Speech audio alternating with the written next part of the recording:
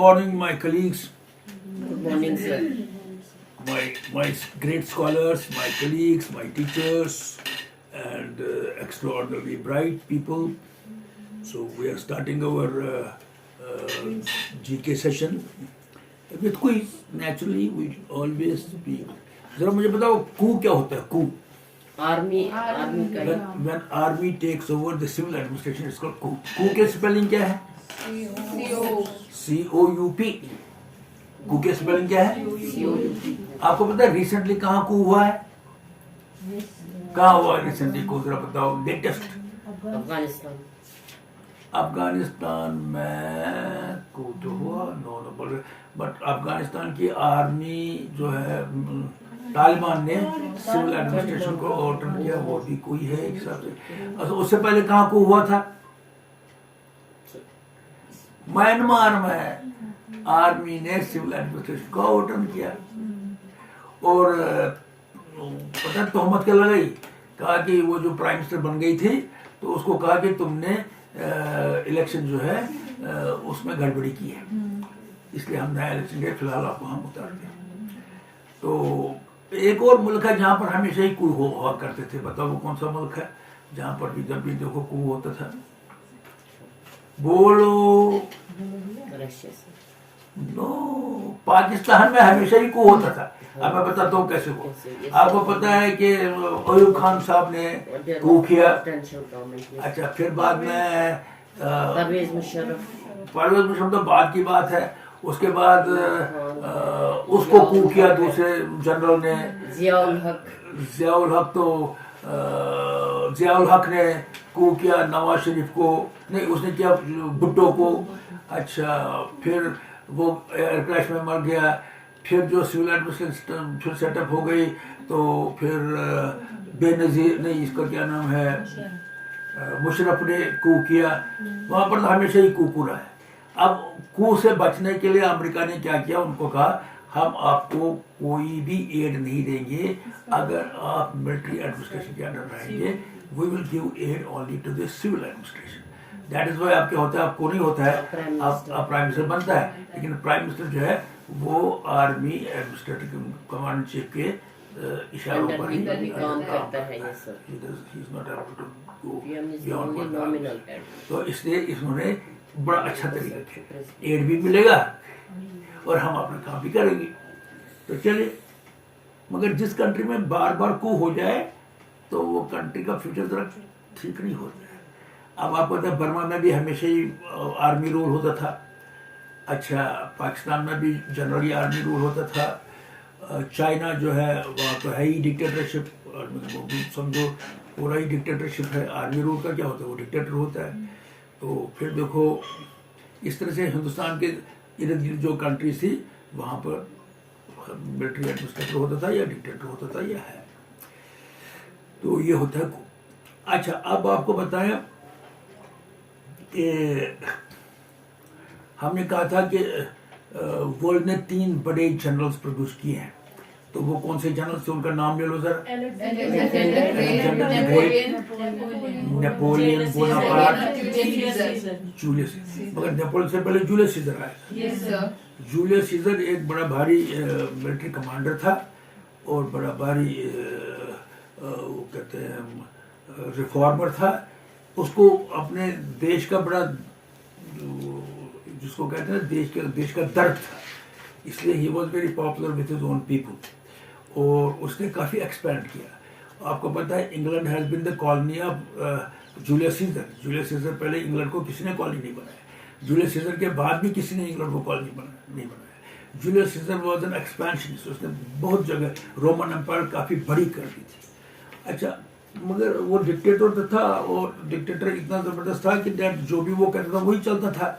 अच्छा, अब उसको वो एम्परर बनाना चाहते थे, 3 दफ़ा उसको एम्परर के ऑफर हुई लेकिन उसने नहीं लिया एम्परशिप। तो मगर वो तमाम वही पावर्स हासिल उसके थे जो कि एम्परर के होने चाहिए थे, लेकिन उससे क्या हो गया कि जेलसी हो गई।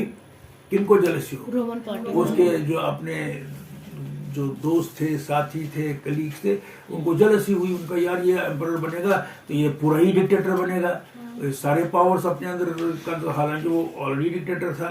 तो जलसी जैसे होती है, तो उन्होंने प्लान किया तो उसको मर्डर किया। मगर अब मैं जूलियस सीजर की पर्सनालिटी दिखाता हूँ। जूलियस सीजर को जिस वक्त एक दफ़ा किडनैप किया गया तो फिर रैंसम मांगते ना, रैंसम, हम आपके बच्चों को छोड़ेंगे तो हमें इतना पैसा देना। पैसे He was 16 only at the time when his father died. तो कभी रैंसम दे दो इतना, भेजा खबर उसके, उसने कहा क्या मेरा कीमत इतना ही है, मान लीजिए एक्स रुपया उन्होंने मांगा। इसने कहा क्या यार मेरा कीमत सिर्फ एक्स रुपया है, इसको 10 से तरफ दे 10x मांगो, मेरी कीमत कम नहीं है। लेकिन वो इतना होशियार था और शातिर था, उसने उन सारे पायरेट्स को पकड़वाया और उनको एग्जीक्यूट करवाया। He was a very smart person. तो इस तरह से उसकी स्मार्टनेस की कोई हद नहीं थी। उसने इजिप्ट पर भी कब्जा किया था एंड ही हैड मैरिड क्लीयोपेट्रा। क्लीयोपेट्रा पता है कौन थी? क्लीयोपेट्रा थी जो कि असली इजिप्ट की क्वीन थी। अच्छा, वो उसने अपने भाई के साथ शादी की थी।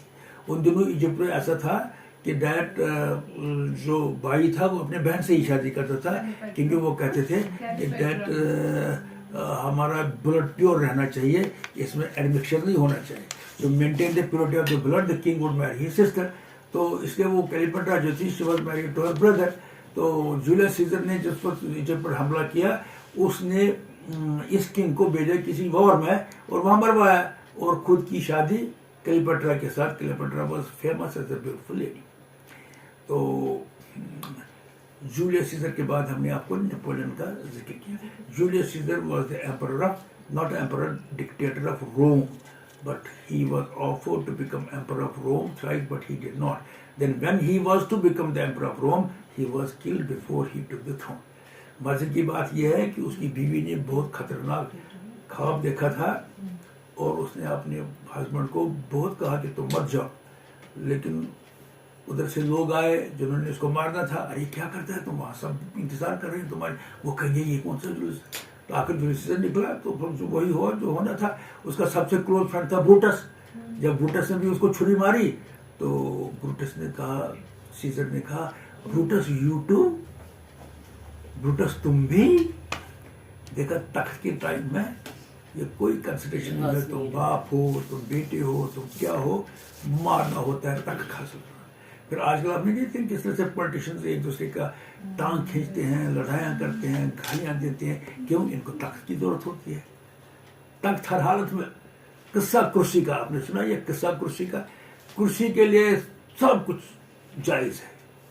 अच्छा, सिर्फ एक ही चीज़ हमने नहीं देखा है, बाप ने अपने बेटे को कभी तख्त के लिए नहीं मारा है, मगर बेटू ने अपने बाप को बहुत दफा तख्त के लिए मारा है। एक दफा ऐसा हुआ कि एक कश्मीरी बादशाह ने अपने लड़के को तख्त पर बिठाया और वो खुद गया लड़ाई के लिए। उधर जब वापस आया तो बेटे ने तख्त ही नहीं है, फिर उस बाप ने खुद ही छुरी अपने पेट में डाल दी। ये तो एक इंस्टेंस है, बहुत से ऐसी इंस्टेंसेस है। एक दफा क्या हुआ, एक खानदान, एक ये तो मुस्लिम बादशाह था, वो गया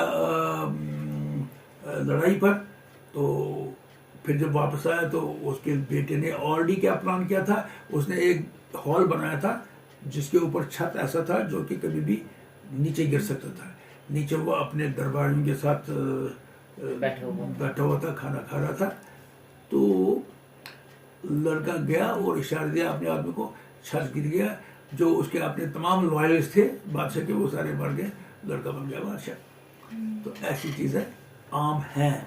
अरे आपको क्या पता औरंगजेब ने क्या किया? औरंगजेब ने अपने बाप को कैद कर दिया और 15 साल तक वो जेल में रहा। 15 साल के बाद वो मरा। और जब बाप ने कहा मैं यहाँ पर कुछ लड़कों को पढ़ाना चाहता हूँ, उसने कहा बेटे ने तुम्हें अभी भी हुकूमत करने की लत पड़ी हुई है, बैठो आराम से।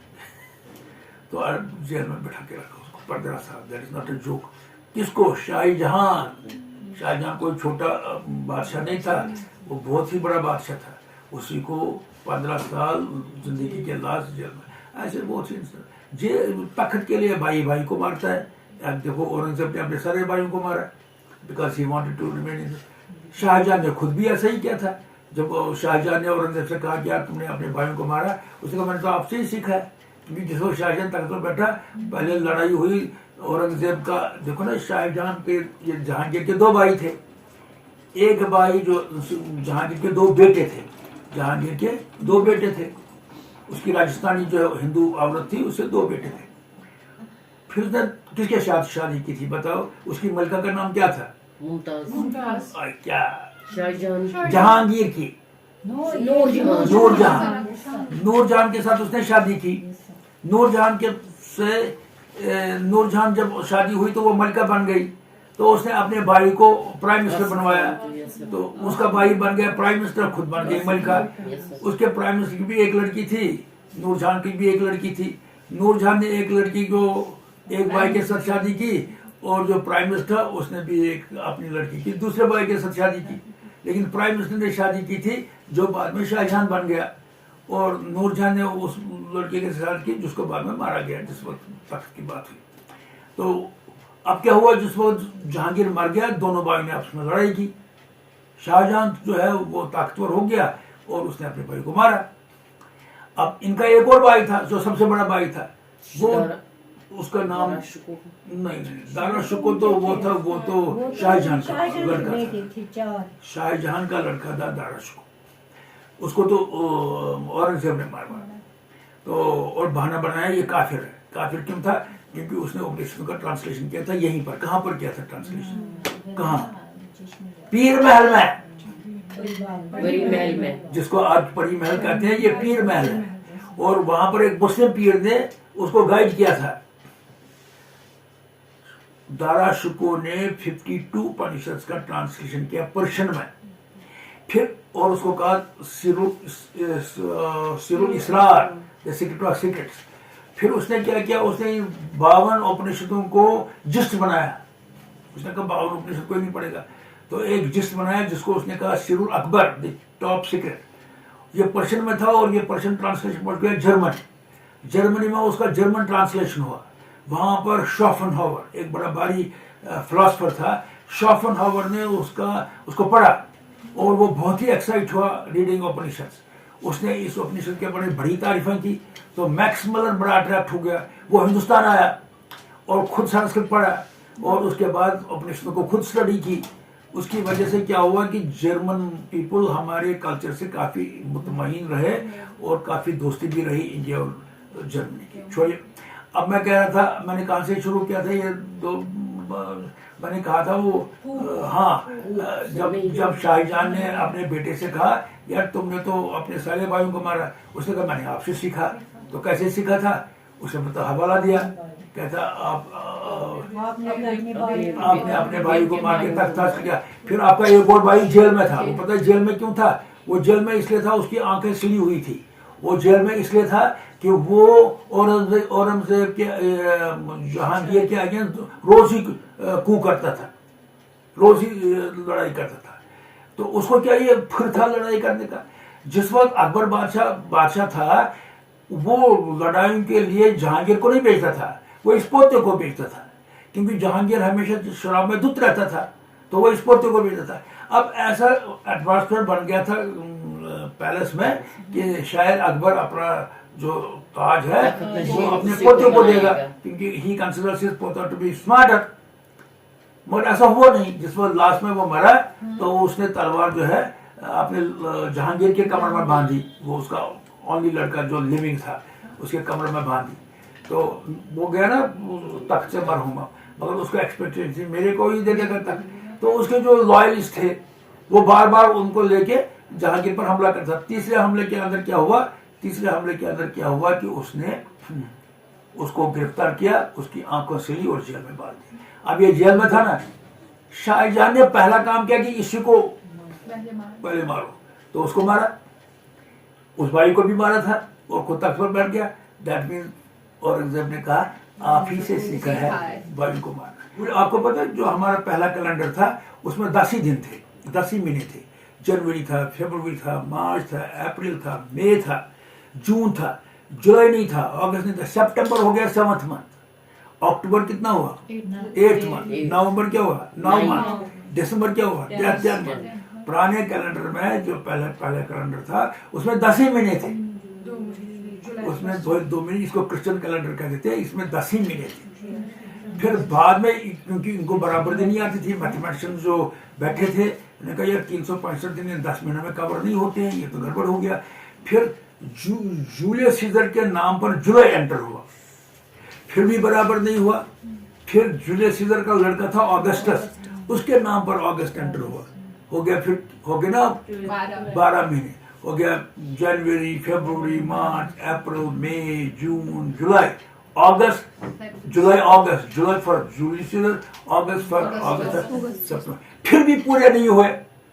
फिर ग्रिगोरियन, एक पोप था, उसका नाम था ग्रिगर, तो ग्रिगोरियन कैलेंडर बना। उसने फिर उसने फरवरी को 28 दिन रखे और 4 साल के बाद उसके 29 डेज रखे। ऐसा ही किया ना। फरवरी के कितने दिन 29 होते हैं, 28 after 4 years 29. उसके बाद 29 होते। तो वो ऐसा करने के बाद ही 365 दिन बराबर आ गए। इसको कहते हैं, जो आपका आजकल का कैलेंडर, इसको कहते हैं ग्रिगोरियन कैलेंडर। उससे पहले जो कैलेंडर उसको कहते हैं जूलियन कैलेंडर। बहुत अच्छा सेशन रहा, बहुत सी बातें हमने बताई जो कि आप सबों को ऑलरेडी पता थी, तो हमने रिवीजन किया। हमें पता, आप तो बहुत ही स्कॉलर्स हैं, आपको सब कुछ पता होता है, लेकिन हम जरा फिर इसका रिवाइज करते हैं। God bless you. Thank you, sir. Thank you.